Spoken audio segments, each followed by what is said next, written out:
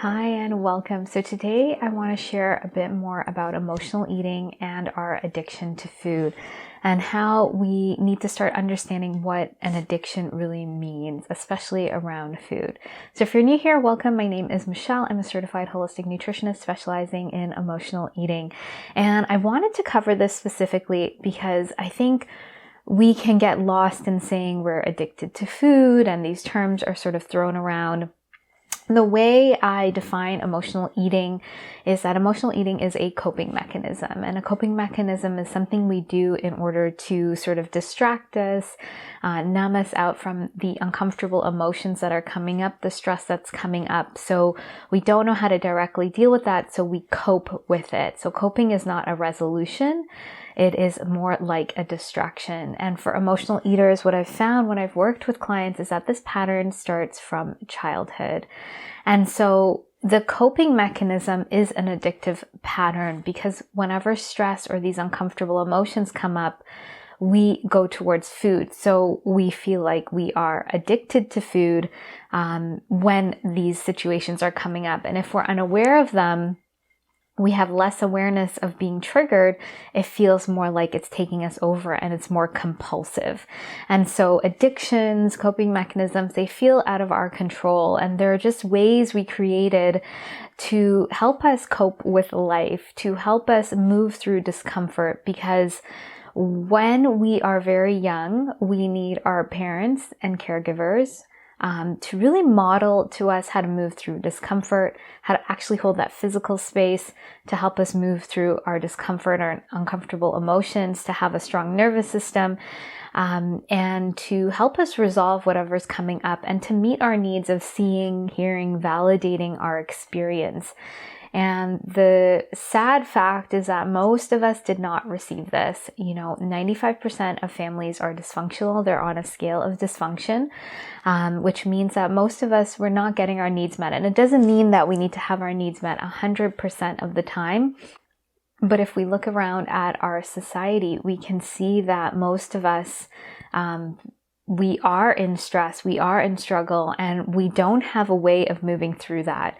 And most of us use food to some capacity to numb out or give us some sort of feel good or to shift our mood. We also use other things, other, quick fixes. We use, social media. We use other addictions to just not feel what we're feeling because we weren't modeled this and we weren't developmentally given these tools. And so this is not to say that something is wrong with you. I totally get it. I went through my own emotional eating journey. I had to navigate this. I had to figure this out. And the solution was not just diet and exercise. And sometimes we think that, I don't know how to nourish my body, or I have this intense hunger, so we might learn about food or learn about the body and exercise. But when we have a coping mechanism and addiction to food and these patterns, there's a deeper level going on because now we have learned to cope through these situations. And so we have to go deeper because now this pattern is more automatic and subconscious and we can't just learn a new way. It's great to have awareness and learning a new way. And most of the times we just think, we just didn't learn the right way, so let's learn a new way. Not knowing the way we learn to be with food, our body, our emotions is actually keeping us safe and keeping us in this pattern. So yes, we need to learn a new way, but we need to unhook from the old ways and resolve them so that we can actually create the new way moving forward. And so I wanted to talk about this because I saw someone sharing who was sort of in the health space about their own struggles in their personal life and going through trauma and binging and using other addictions, and that they were, just doing the food and the exercise. And it's so beyond the food and the exercise. And then they decided to use, pharmaceutical interventions, which they've been doing it for a few months and it's been working for them. But what I want to say is what they didn't talk about, and what I want to share around that is that I've talked to so many women who have used, prescriptions. They've had the surgeries, they've done all the things, and they are still in this compulsion of wanting food. If you take an antidepressant or you take a prescription, it's not a guarantee. There's still, it's just a Band-Aid. That level of emotion and what's going on under the surface is pretty strong, and it can grow. And it's almost like a weed. A weed grows through a crack in the concrete. We cannot, we can't modernize our streets and not expect nature to not come through. Nature is just so much more powerful. And while we have pharmaceuticals and we have these things, and sometimes they're needed, when we put it on as a Band-Aid, it's not going to help us. So this person, as they were talking, what they didn't talk about was that how were they dealing with their childhood trauma? How are they dealing with these issues? Because for me, when I look at what they're talking about, just on a surface level, to have all of these addictive patterns tells me there's so much unresolved issues under the surface. And it's great to be, this person does affirmations and they're really positive. So it's almost like if you had a pile of poop and that's all your trauma, and then you put a carpet on top, which is all your affirmations and positivity and view of the world. It's really pretty on the top. If you look down, it's a nice carpet. Underneath is all this stuff. And so if you step on that carpet, it's like poo smooshes out. Or it's even like, another analogy is if you had ice cream and you put it on top of poop, it's just on the surface. We're not going deep enough. It's not pure ice cream. It's not pure poo, it's there. And if we don't do the deeper work of clearing that out, that's what we're essentially doing. And I see this all around me. We develop these positive ways of thinking and bypassing the deeper emotions. And that's not us being a positive person and looking on the bright side. That's us as a society. That's us as a society not really understanding what emotions are, not really able to have the capacity and the maturity to be with discomfort, to be with our biology, to be with our emotions, to be with what is natural to us. Emotions we give rise to emotions through the sensations, through our experiences in our life, and then we give meaning to those emotions. So there's so many layers happening. Our emotions are true for us. And when we bypass them with, we shouldn't think that way, let's look on the bright side, and we don't actually process and move through that original perspective, we don't clear it so that we can learn a new way. We are just piling ice cream on top of poop, ice cream on top of poop. And guess what? The poop is in your subconscious. It's in your body. So it's more powerful. And so eventually, just like that weed in the concrete and in the sidewalk, it's going to push through, and it's going to be really aggressive. And so instead of, looking at that weed, taking it out, digging it up from the root and removing it from the sidewalk, what we do is we pull it out at the top, and it keeps growing, and we pull it out at the top. And that's when we put the Band-Aids and the different solutions. We're just pulling out the top of it. Those roots, if you've ever pulled out a dandelion, it goes deep and they're strong. And that's why weeds persist. They have strong, deep roots. So when we put an affirmation, which is like pulling off the top, we don't go very far.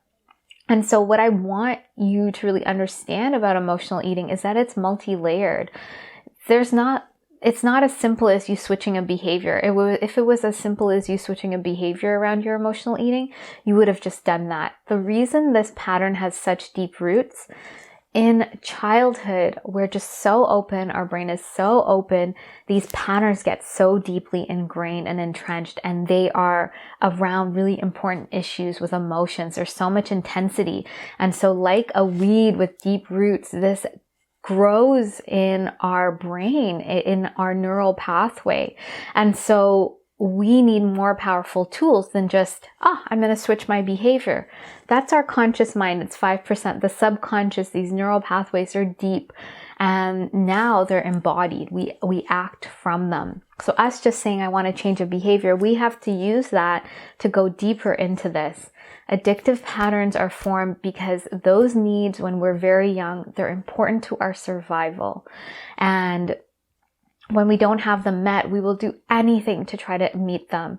And so if we need to cope with food, if we need to people please, if we need to contort ourselves, we will do anything because survival becomes predominant. And so those patterns are ingrained because They helped us survive. And so we need to go deeper. And really, when we do the deeper work, how do we resolve these addictive patterns? We have to meet our true needs. And so now, because we have, had this emotional eating pattern, we use food in an unhealthy way, we are relating to our body in an unhealthy way, we need to relearn a new way of those. So creating new structure and see where those deep roots are and pull them out and resolve them so we can see the new healthy way of being, because that way is just a band-aid way. So if we're using food to cope with our emotions, we have to see that the possibility and experience and embody a new way of resolving and moving through that emotion. Because at this point, we've become so afraid of our emotions and so scared of them, or not knowing how to move through them. And in our society, we're afraid of them, that we don't know how to move through that. And so it's important that we are looking at our relationship to food, our body, and our emotions all together, because when we are emotional eaters, all those areas are intertwined and intertangled. So food, we tend to go to the diet route. So our relationship to food is around restriction versus how do we truly nourish our body. And then we use food to cope, and then we can be triggered into binging when we restrict ourselves. Around our body, I feel like if we have a certain body, or we shame ourselves, or we push ourselves or punish ourselves to have a certain body, we're going to have that love and acceptance and validation. These are the messages we're given. And so to have acceptance of our body and to meet our body's needs and to pull ourselves out of that shame spiral, that's where we need to go. And around our emotions, so moving away from bypassing, maybe putting that positive mindset, or, pushing away negative emotion, how do we dive deeper into what is being triggered when we emotionally eat, so that we get to the root, we process and integrate it, and we can move forward really powerfully, meeting our true needs. And this is done on a deeper level in the body through a trauma-informed lens. All of this is needed to resolve our emotional eating, our addiction to food, so that we can clear it up. Food is not something we can remove from our lives, and even if someone had an addiction to drinking or to smoking, if you just remove those substances, you will find another substance to be addicted to. You are not removing the root. Again, you're just removing the top. So you need to get to the root of these addictive patterns, because the place they're holding the sort of chemical endorphin rush that they're giving you is very temporary, and it's just to alleviate that deeper pain, that deeper emotional distress that's coming, that you didn't know how to move through. And so this is so important around emotional eating, to really understand these concepts. And it doesn't mean something's wrong with you. It's just that you weren't given the healthy environment to grow. If you plant a seed in the soil that's not fertile, it's not going to bloom. And it's, but once you start fertilizing that soil, you can allow that plant to bloom. That potential is still there. So it's a similar thing that's happening here.